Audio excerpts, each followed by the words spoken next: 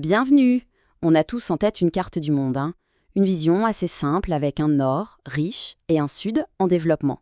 Mais et si cette carte était complètement dépassée? Et si les vraies lignes de fracture aujourd'hui n'étaient plus du tout là où on croit? C'est vraiment la question. Cette vieille opposition, un peu un héritage de la guerre froide, est-ce qu'elle a encore un sens? Parce que la réalité économique, la réalité géopolitique, tout ça a été complètement chamboulé. Nos cartes mentales, elles, doivent suivre le mouvement. Allez, on plonge direct dans le vif du sujet. Voilà la carte qui change tout. Oubliez le simple nord-sud. Ici, on voit un monde éclaté en 6 groupes. Ça va des pays précaires aux favorisés, en passant par les émergents. Ça a l'air compliqué comme ça, je sais, mais pour vraiment comprendre comment on en est arrivé là, il faut faire un petit retour en arrière. Chaque couleur, en fait, raconte une histoire. Pour déchiffrer la carte d'aujourd'hui, il faut revenir aux fondations. Comment le système d'exploitation économique du monde a-t-il été codé? Eh bien, tout commence juste après la Seconde Guerre mondiale, sur les décombres de l'Ancien Monde. En quelques dates, voilà comment le puzzle s'est assemblé. D'abord, la crise de 29, qui pulvérise les talons or et crée un vide immense. Puis, en 1944, à Bretton Woods, les grandes puissances alliées redessinent complètement les règles du jeu. Et enfin, en 1960, le système se complète, avec une branche pensée spécifiquement pour les pays les plus pauvres. Au cœur de cette nouvelle architecture de Bretton Woods, on trouve deux institutions quasiment jumelles. Leurs logos sont devenus ultra connus, le FMI et la Banque mondiale. Elles ont été pensées pour être les gardiennes de la stabilité économique mondiale, mais chacune avec un rôle bien défini. Bon, alors, c'est quoi la différence entre les deux? En fait, c'est assez simple. Si on prend une image, le FMI, c'est un peu le pompier financier du monde. Quand il y a le feu, une crise, il intervient en urgence avec des prêts à court terme. La Banque mondiale, elle, c'est plutôt la grande banque de construction. Elle finance sur le long terme des projets lourds, comme des routes, des barrages.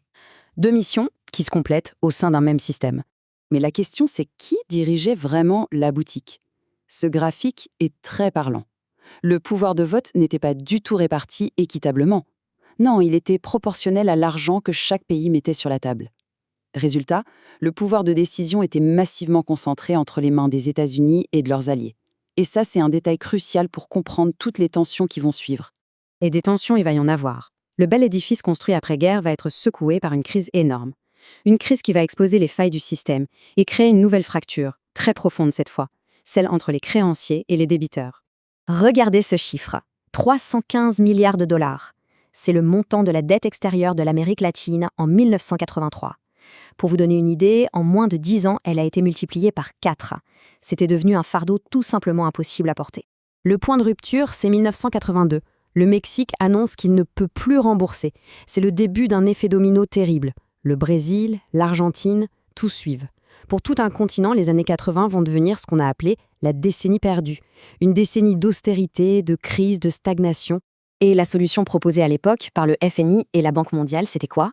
Eh bien, c'était un paquet de réformes, une sorte de recette unique qu'on a baptisée le consensus de Washington.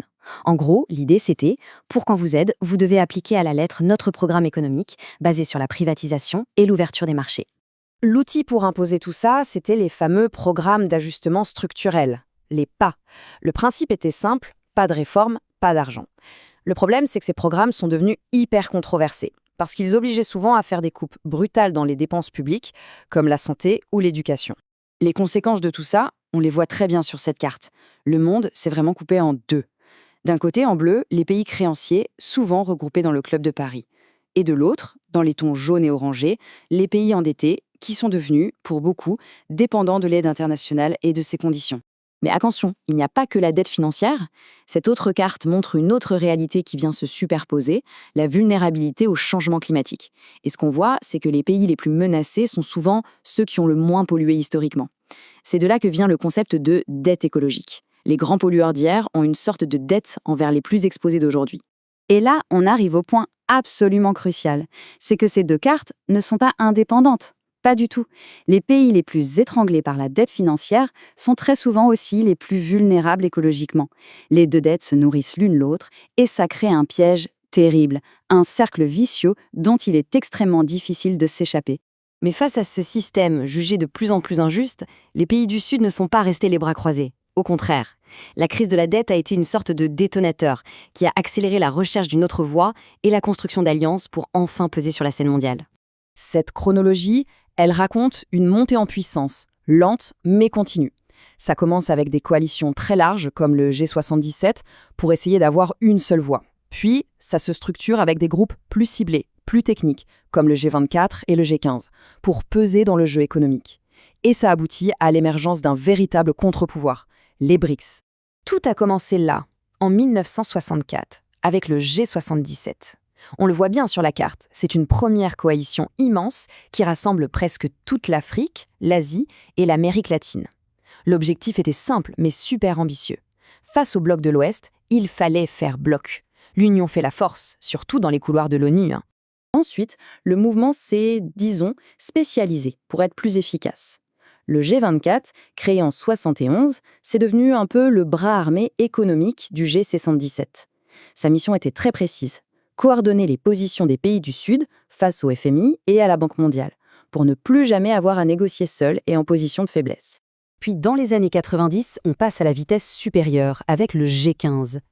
Là, il ne s'agit plus seulement de se défendre ou de se coordonner. L'idée, c'est de concurrencer directement le club des pays riches, le G8. Ce sont les grandes puissances émergentes de l'époque qui prennent la tête du mouvement. Et tout ça nous amène à aujourd'hui, avec la dernière incarnation de ce mouvement, les BRICS+. Au départ, c'était un club assez fermé de 5 puissances émergentes. Et tout récemment, il s'est élargi pour intégrer de nouveaux membres très stratégiques, comme l'Égypte, l'Iran ou les Émirats. Ce n'est plus juste un groupe de discussion, c'est une vraie tentative de construire une autre architecture économique et financière, à côté de celle dominée par l'Occident. Et maintenant, si on revient à notre carte du début, elle paraît beaucoup moins chaotique, non ? En fait, on peut y lire toute l'histoire qu'on vient de raconter. Les pays favorisés en rose, ce sont les héritiers de l'ordre de Bretton Woods. Les émergents consolidés en vert foncé, comme la Chine, le Brésil, ce sont les moteurs de l'alternative des BRICS+.